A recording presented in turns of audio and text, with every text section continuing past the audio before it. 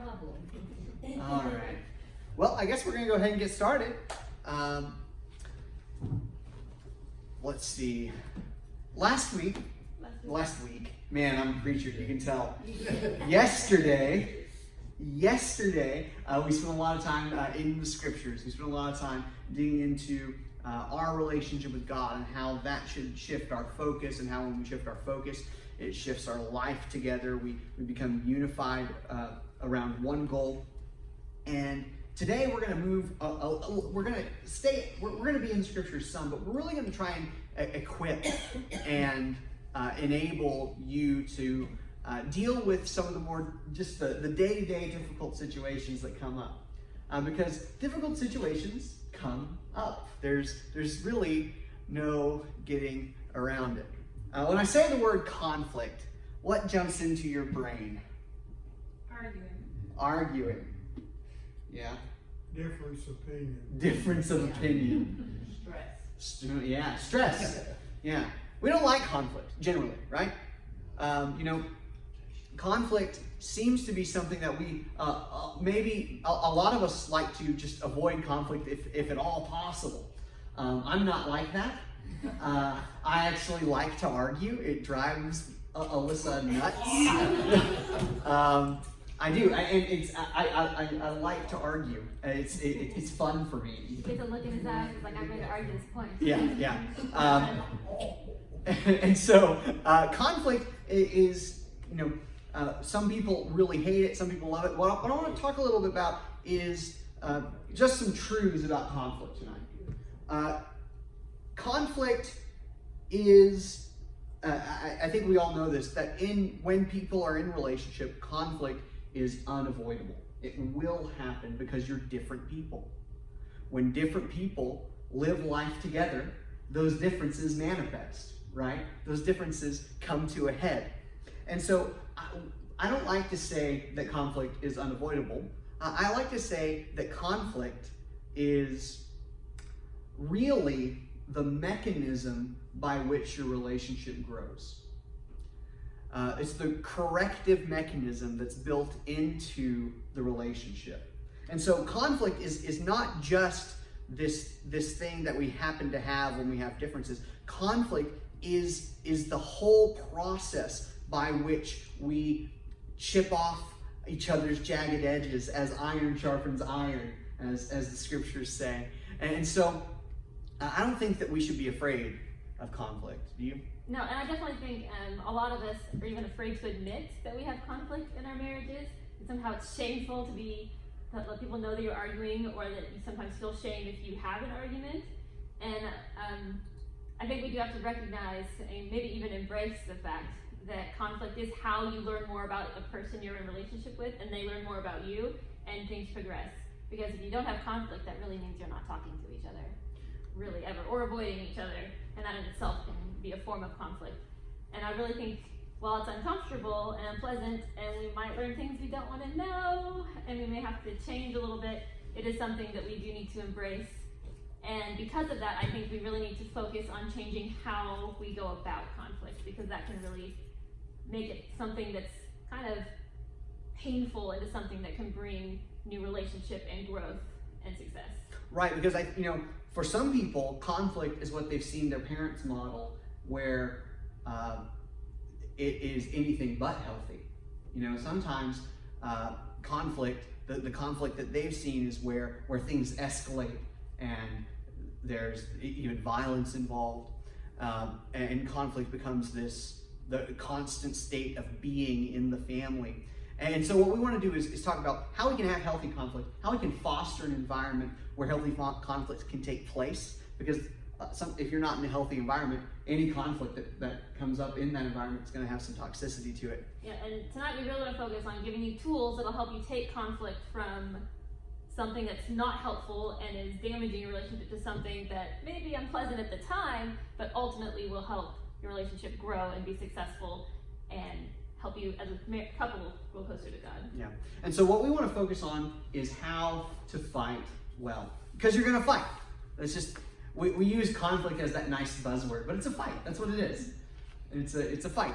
And so we want to look at the best ways to utilize that to move your relationship in a positive direction. And the first rule, the first tool is listening. You really, really have to listen. I mean, the truth of the matter is, when we're angry, we don't generally actually listen to what another person is telling us. Instead, we're generally hearing maybe the first two words that they say, and then we're immediately thinking of what we're going to say back to them. We start calculating our responses. Taking the discipline to wait and listen and hear what another person is saying, it does not come naturally to us, I don't think. No, and I think one of the most valuable tools I learned in the counseling class I took in college was how to, what they call, actively listen to somebody, where you make eye contact and you make sure that the person who might be yelling at you, depending on the situation, has your undivided attention, so you hear what they're actually saying. Because while we probably hate to admit it, a lot of the arguments and fights we have in a marriage are escalated by us just not really listening to each other and talking past each other. And you're both saying valid points, but not addressing each other's points, and so the argument doesn't progress, and it kind of escalates into something that's not really what it started about. Yeah. And rule number 2 is listen. I didn't just do that because I love Fight Club. We need to be willing to not assume that we know what another person means. This is something I do that drives Alyssa nuts. I'll just, you can correct me here in a second. But what happens is, when we start talking about something, sometimes we're not even in conflict, where she's just trying to explain something to me. I process things pretty quickly, so I know where she's going. And so I will interrupt her and start to give my answer. And I'd say I'm right about 60% of the time, but even that's annoying. Okay? 60% of the time is not 100%. I think honestly it's even higher than that. You're probably right about like 80% of the time, but it does not make it less annoying when you stop me from talking to say my point to me. Right. Well, and so the problem with that is what it communicates is that I am not willing to invest the time for you to express yourself. I have to get this thing going. And so I think that really taking the discipline and listening rather than assuming you know is something that can just work a whole world of wonders as we try and engage one another, especially in these moments of conflict. And the last rule is really listen. And I think we put it up here to be silly 3 times, in all honesty, but at the same time, this is something I think is the hardest thing to do, especially when you're angry and you feel justified in your anger. If you feel justified in your anger, or you feel like you've been wronged, it is so hard to even give the person opposite you the time of day. And it's something you really have to, I found myself in the middle of a fight, going, stop, I have to listen to what he's saying and understand what's happening, because otherwise this is pointless. We are just wasting our time. Yep. And more than that, when you're arguing, you don't want to win. I know that sounds kind of counterintuitive, because we talk about winning arguments all the time. But in a marriage, in a meaningful relationship, when you're arguing with your partner, you absolutely don't want to win. And the reason that you don't want to win is because if you win, they lose. And the truth about this is, you do not want to live with a defeated person.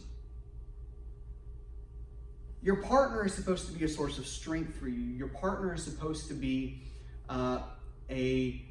someone you can rely on, someone who you can draw from their strength. You can contribute mutually to the furthering of the goals that we talked about yesterday, the furthering of the kingdom of God. And if they're deflated and defeated and unempowered and belittled, that's not a good partner. And so what you're doing when you win an argument is you're shooting yourself in the foot. Yeah, and it's really kind of scary to think that a lot of our arguments will escalate because we really want to win more than we want to be like Christ, which is honestly our ultimate calling, like we talked about yesterday. Having God as your highest priority should take precedence over everything, even when you're really angry. Now, that's not something easy to do. It's not in human nature, but I think that's probably why God commands us to do it, because it's something we have to consciously think about. We have to work against our nature to try and be like Christ, even when we're arguing. And part of being like Christ in that situation is loving your neighbor as yourself and caring for them even when you're angry. And in that situation, maybe in kind of a sense of the word, loving your enemy, or dying to yourself and being humble as Jesus was, as he's called us to be. And all of those things are really hard to remember in the heat of the moment, but if you kind of have that mentality all the time, it makes it a little bit easier to remember when you're angry. Yeah, our calling does not disappear when our tempers flare. Our calling remains the same. And honestly, oftentimes it's the person who wins the fight that was less like Christ. The person who loses is oftentimes the person who was emulating Christ better in that situation. Not always, but oftentimes. Right. And so winning is not what you want to do, because winning makes your partner defeated. It is not a humble position to take. And so what are we going for instead? Well, I think we instead should argue to understand. One of the things that happens when Alyssa and I argue is we often, it sounds like we're saying the same thing for like 30 minutes, and we're not.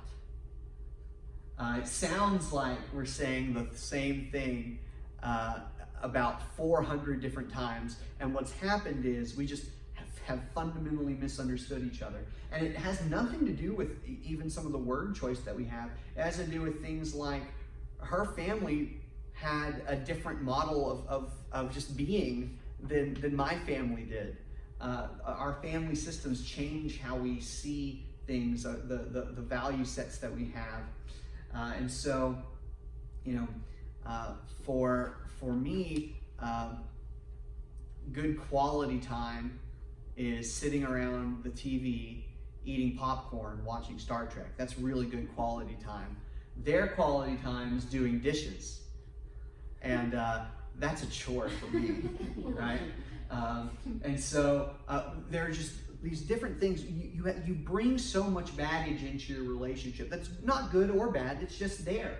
And so we have to make sure that we're actively trying to understand where we're coming from, what we're doing, and how that all kind of fits together.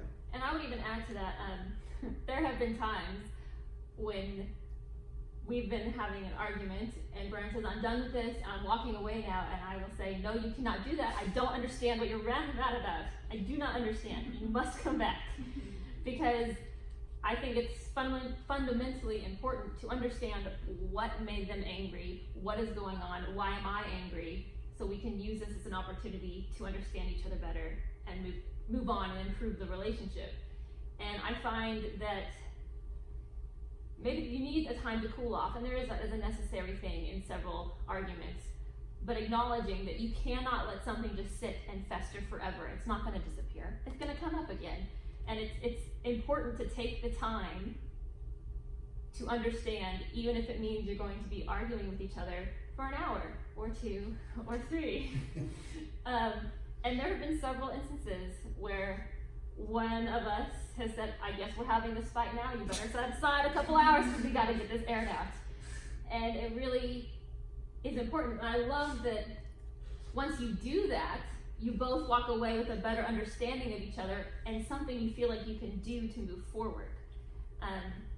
Every time we have an argument, we have, at the end, if we've done it correctly, something we can do. I'm going to do this, and you're going to do that, and we're going to strive to be better so we don't have this fight again. Right, you end as a team. It's not one person is victorious, but you find where you can make changes, where you can make improvements, maybe identify misunderstandings so that you can navigate those. And one of the things I definitely want to point out is, and this kind of goes back to the idea of there's not a winner in healthy arguments, is that it's not that one person leaves the argument with something they can do. Conflict is always two-sided. There's no system that is just one isolated thing, and families are no different. And so I think a good sign of whether or not you actually have had no winner is that both people leave feeling like there's something I can do and something I should do.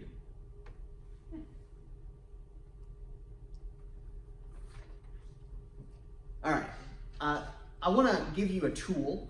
This is something that I have found to be incredibly helpful in our marriage, and it is the idea of steel manning. So this is a tool to understand. It is a tool to it's kind of a barometer to see how well you have really accomplished the task of understanding an argument.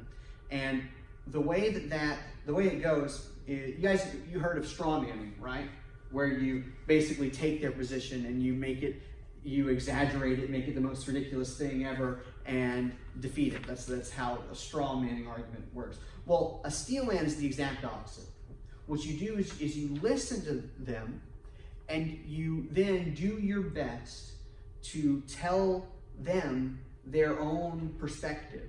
Repeat back to them their own perspective as generously and clearly as you possibly can. And you do that until they say, yes, that's what I'm saying. Because I think you don't know if you have understood someone unless they tell you that you're understanding them. And this is a really good tool to help prevent that kind of talking past each other, where you're saying something and I'm saying something and we think we understand each other, but we really don't. So we say the same things over and over again. And it's really wonderful then, because once you have that, yes, that's what I'm saying, even if it's something that you feel is very untrue, you then can say, well, here's how I agree or disagree with what you said. It's less of a name calling, speaking past each other, and more of a, okay, here's your position, I understand your position, here's how I disagree with you, let's come to more of an understanding of how we can fix this. Right, because you can't, there can be no real communication without first understanding. And so once I understand it, I can say, okay, I really do understand your position, but here's why that's not what we can do, right? And so, in fact, think about this. If we were arguing about the quality time with the Star Trek and the dishes, which could happen. I can sit here and be like, I'm like, I just feel like we don't spend enough quality time together, and we've just spent all day doing chores together. And she says, what are you talking about? We spend plenty of quality time together. We're saying the same words, but unless we talk about what we mean and really make sure that we're understanding those words, even though they're the same, have vastly different meanings. And I think it feels very strange to do this, because a lot of times in an argument you say things like, so you're telling me you're mad at me because I didn't X, Y, or Z, and that made you feel unappreciated. And they're like, yes. And then you have the opportunity to say, well, I didn't do them because X, Y, or Z. It allows you to really better understand what's happening, but it feels very awkward. It's a very awkward feeling. Yeah. All right. So what I've done is I have produced. This is me. I produced this thing, a clean fight checklist. It is things that you can, if you can check a box on all these items, you probably had a good, fair, clean fight. Okay. Number one, was God honored by the process and the solution? If you are speaking hateful words in the middle of your argument, you failed this one. Now, I do want to stop and say, sometimes most arguments start with the hateful words, but in the middle you kind of realize what you're doing isn't what you should be, and then you can, from there, modify your fight in the middle. But we are human, and hateful words will likely happen at some point. So I always like to keep in mind and put the brakes on it and change it into something that could be healthy halfway through. Oh yeah, always make whatever improvements you can. And so, is God honored by the process? Not only by the process, but also by the solution. Were people's spirits not crushed? Were you able to move forward and come closer together?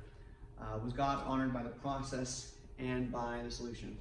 Do you both feel understood? Do you both feel like you have both been heard and heard the other person? That's a good indicator that the fight has been good and fair. Once you're done with it, do you get the impression that the conflict was any one person's fault? If you do, you probably haven't. What's happened is you picked a winner, because whoever's fault it was is the loser. And so if you've got a fault, got someone who is at fault, and the other person kind of goes scot-free, you probably haven't done a good, fair, clean fight. Do you both leave the fight hopeful? And this, I think, is another good indicator about winners and losers, because if there's a loser in the fight, they're not gonna feel optimistic and hopeful about anything that's coming. They're gonna feel worthless and defeated, and so I think that is also a really good indicator. Are you still a team? Are you both committed to doing what you've decided to do? And lastly, would you be happy if your children fought like you did? And I think this one for me is really the most cutting one, because I'm thinking about, I have a daughter, and she will be 2 in December. She's got quite a while before she's married. But I think about, would I be happy if her husband fought with her like I fight with my wife? Would I be happy with how my daughter's future husband, if he fought like I do? And so for me, that was a really cutting one. But I think if you can check all these off, you've probably had a good, fair fight, and that's what we're looking for. We're not looking to avoid fights. We're looking to let fights do what they're supposed to do. All right, you ready? Wait, this is the one we do. I thought we were doing examples here. Oh, we're fine. We can just whatever. You do say. Okay, so. I'm confused. You ever been in the middle of a fight and you're realizing that the issue that you're fighting about is not really what you're fighting about? There's something else that behind the scenes, under everything, there's something underlying that the fight is really about. Well, there's a guy named Emerson Eggerichs who came up with this thing called the crazy cycle. And if you want to watch his videos on it, there's some on the Right Now Media app. It's called the Crazy Cycle, and they're really great. But he came up with this concept that I think really aptly describes why those fights happen and how it works. And as we were watching his videos a couple months ago, we were sitting there looking at each other going, this is us. This is exactly what happens. Happens all the time. And it was such an amazing glimpse into how fights happen that escalate and escalate and escalate. And you sit there at the end, you look back at each other and go, did we really just fight about that for 3 hours? Like, how did that happen? And one of those big things is he kind of recognizes that men and women kind of speak different languages with each other and have kind of different fundamental needs. And this is just to say on the outset. This is very bell curve. Men and women are very. There are men who are more on one side than the other, and women who are more on one side than the other. But generally, when it comes to deep felt needs, what do I have first? Men, generally, their deepest felt need, especially in moments of conflict, is respect. Men will fight and die for honor.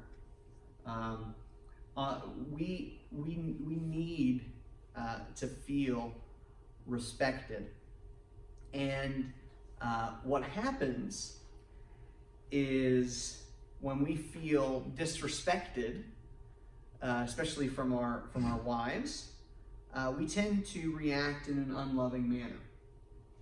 Which is really unfortunate because for many women, again, not all, many women, their deepest felt need is they need to feel loved. And so if something happens and a man responds because he's felt disrespected without love, she then feels unloved and will respond with disrespect. And then it becomes a cycle of, I disrespect you, you say something unloving, so then I disrespect you again. And then you say something unloving, and I disrespect you again. And it continues and escalates and escalates and escalates until you're really fighting about feeling unloved and disrespected, and not. But you're not using those words. No, you're using the words of, I can't believe you didn't do the dishes today, or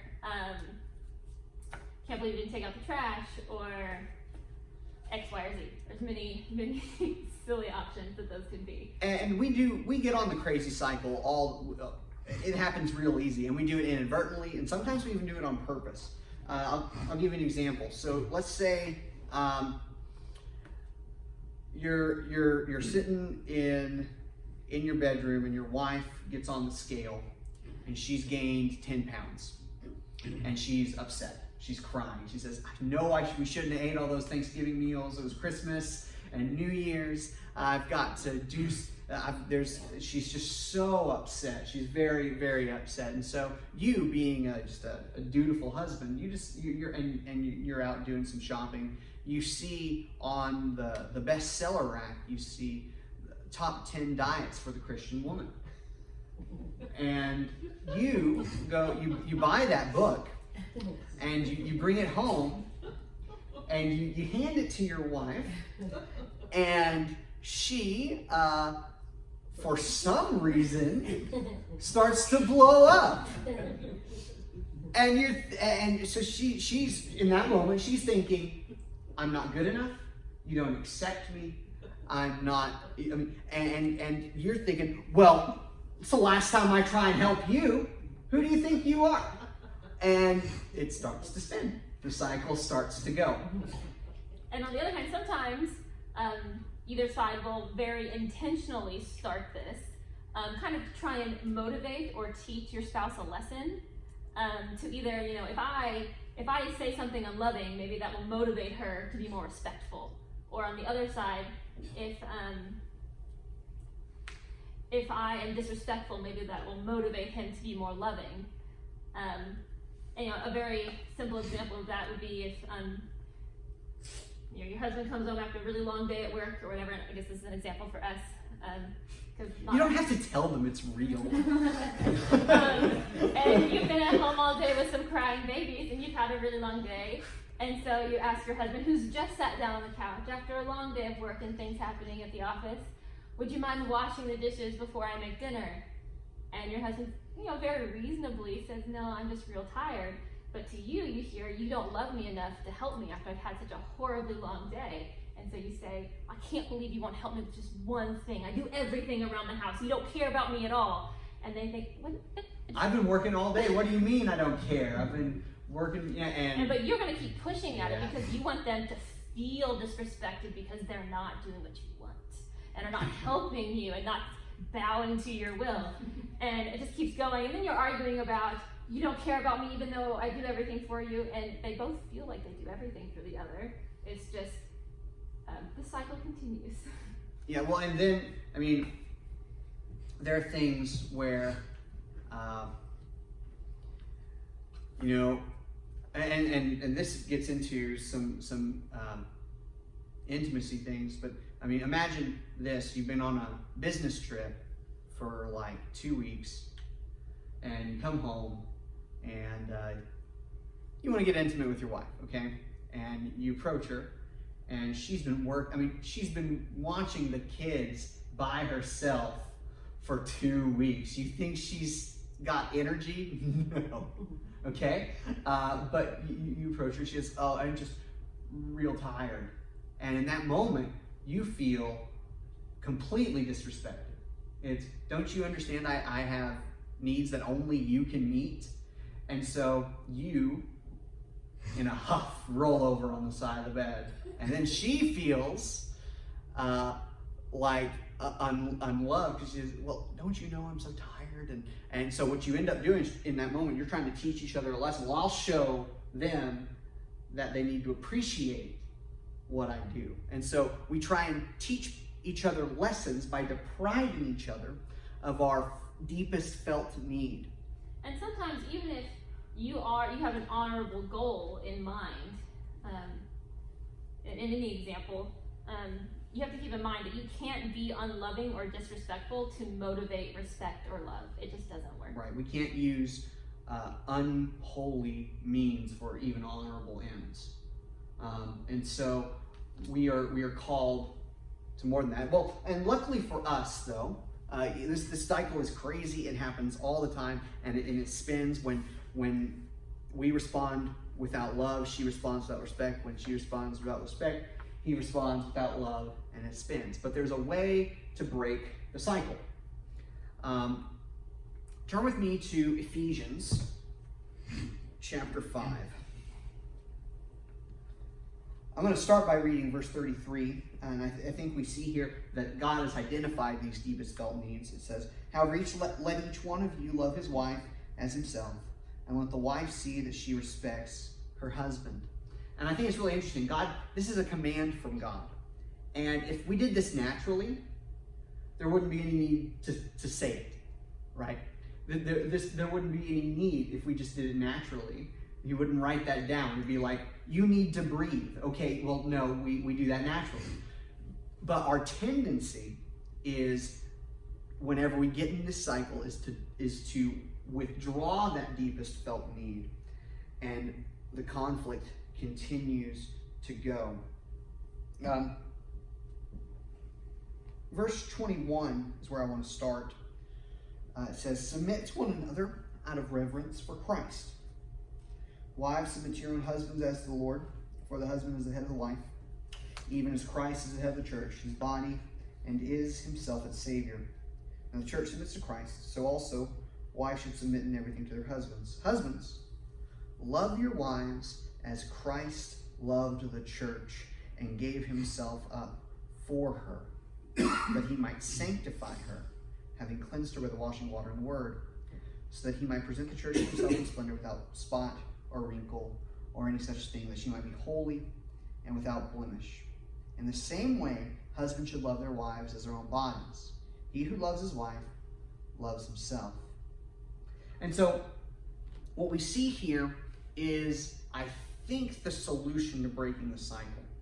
Because when Jesus gave of himself, when Jesus gave this unconditional love to the church, to his people, he didn't do it when they were showing him love or respect. It says, in fact, while we were still sinners, Christ died for us. And so the solution to the cycle is to refuse to keep it going. Do you want to say something? You look like you want to say something. Yeah, well, I was going to give some very practical ways. Yeah, go for it. And so when you're in the middle of a cycle, you're in the middle of an argument, and you recognize that you're there, sometimes the best thing you can do is say, I'm sorry, I didn't mean to be unloving in this situation. I want to understand what's happening. Can we discuss this? And sometimes just taking that humble position and saying, I'm sorry, I didn't mean to be disrespectful or unloving, or I realize I've been disrespectful or unloving. It won't necessarily make what you're arguing over disappear, but it can kind of soften the tensions and let you have a more productive conflict in a fair fight. Yeah. And you know, like, if I'm being asked to do the dishes from lunch before we have supper. What I could say is I want to communicate that I care about you and I appreciate what you're doing. And I don't want this to come across in a way that'll come across unloving, but I am just really tired. And that, I mean, that changes the whole argument. You'll probably still have an argument, but you won't have you won't say something and then watch your partner just deflate. You will instead kind of engage their spirit, even that they will see. I mean, that you care in that moment. I don't think that there would be any doubt in your mind that I actually do care. If I was saying, I want to communicate this, let's talk about it. And so we can break the cycle by following this command that men love your wives, wives respect your husbands. Just do it. And This is the Nike. I do want to kind of add here, though. We put kind of on here, think through submission. But I do want to kind of put a note in here that submission does not put your spouse in the place of God. That's right. And so if you find yourself being subjected to actual abuse, you should not hesitate to involve authorities that can help hold your spouse accountable. This is not by any means a call to ignore abuse. It is a call to have fair fights with your husband or your wife that can lead to healthy relationships. Right, and that goes both ways. The reason we start in verse 21 and not verse 22, which is, I think, a mistake by a lot of, and our Bible translators don't do us any favors when they separate the paragraphs there. But it starts with submit to one another. Submit to one another, and then it says, "Wives, submit to your husbands. Husbands, love your wives." There's this mutual submission, the refusal to withhold the deepest felt need, and to be that source of strength and care that your partner needs. And so when you break it, you do what's his name? I can't remember. Eggerichs, yeah. Calls the energizing cycle, which is when you respond with love, your spouse responds with respect, and that motivates you to respond with love, and that motivates her to respond with respect. And it's the exact opposite kind of cycle. It's a building of each other.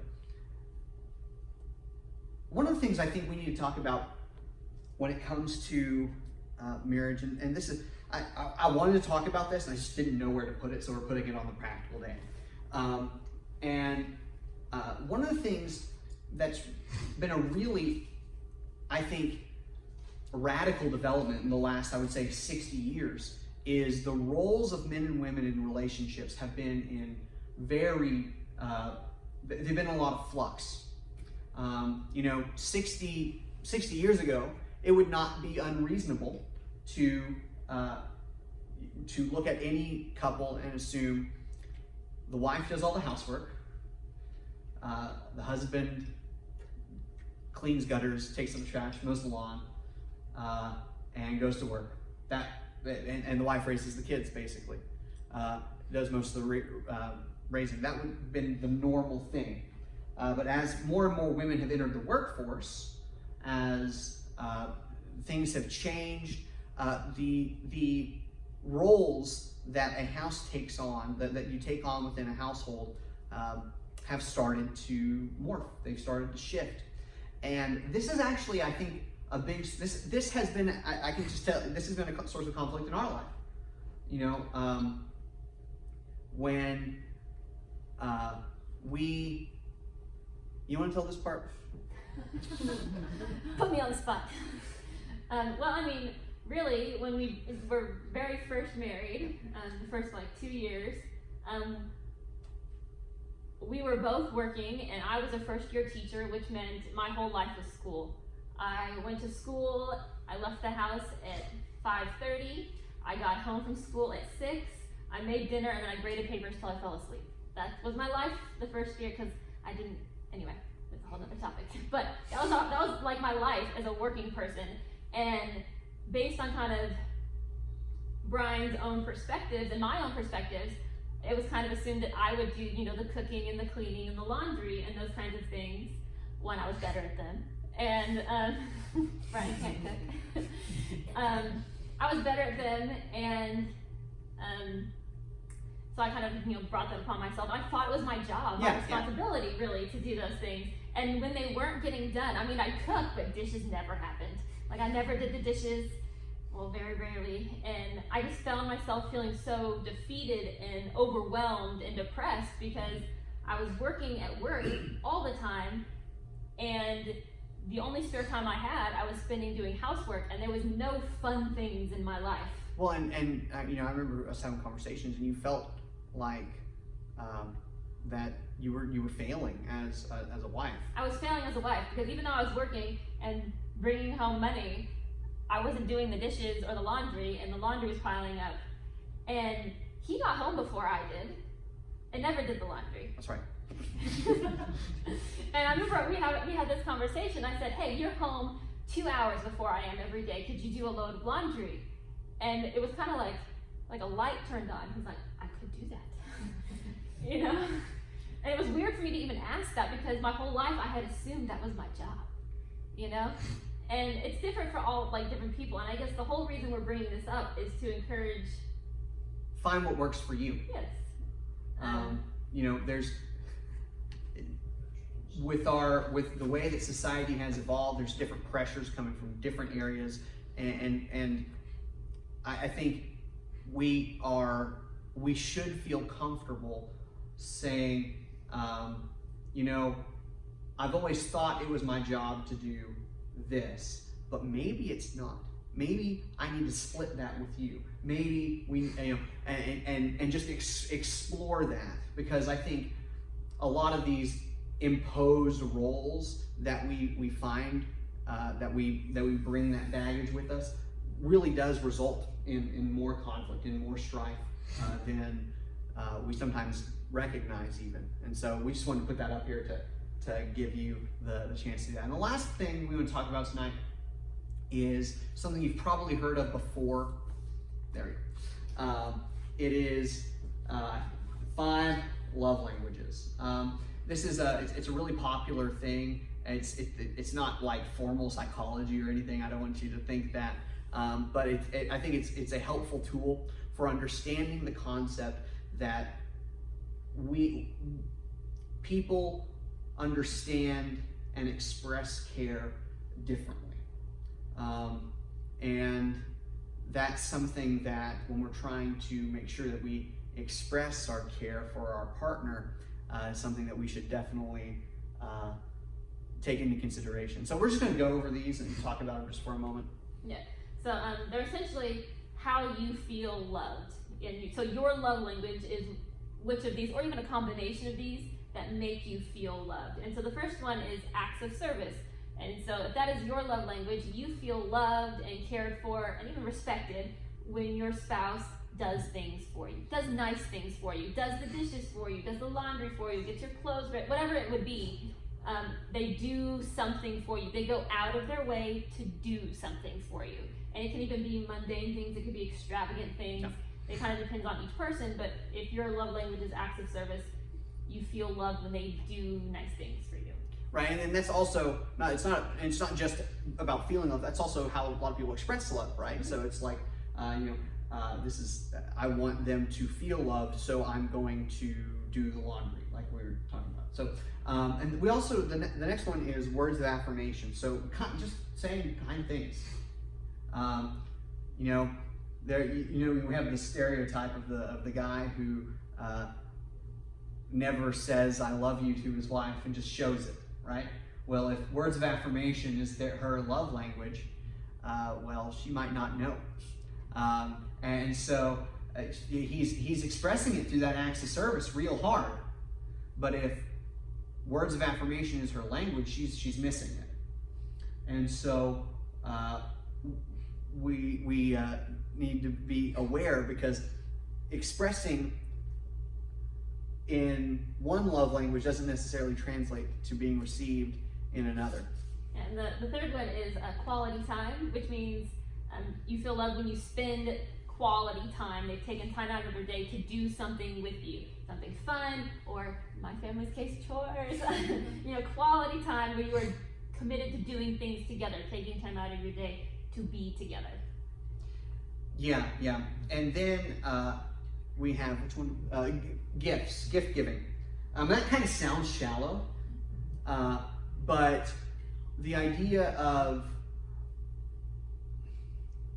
being able to, it resembles a little bit the acts of service. It is, you thought of them and you knew that they would like X, Y, or Z, and so you brought them. Picking up a X, Y, half-price Sonic drink. That's Yes. right. Or Going to Sonic drink happy a hour. really classical example, a bouquet of flowers and balloons or jewelry, just because I'm thinking of you, or on their birthday or whatever. And the last one is personal touch, and so that one is you feel loved through personal touch. Physical intimacy is Physical the best way intimacy to is say the it. best way to say that. Hugs, kisses, etc. That's when you feel loved. And most people are actually a combination of these things. You have to kind of think about yourself, and one of the most interesting conversations you can have with your spouse is, well, what is your love language? What can I do? And it's very kind of surprising sometimes to figure out, oh, I've been doing it wrong. Yeah. And like I said, this is not science, but No. it's a really good tool to maybe get the conversation started about how do I express love? How do I want love expressed to me? We found it very helpful. Like, I'm a quality time, touch, gifts, service, and words mean nothing to me.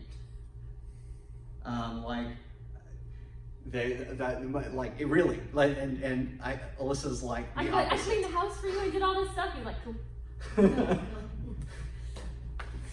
Yeah, I'm definitely more personal touch and words. So Yeah. very different. And so, with all that said, we've got some more discussion thoughts. Definitely not a worksheet. Not So a it is, worksheet, not homework. for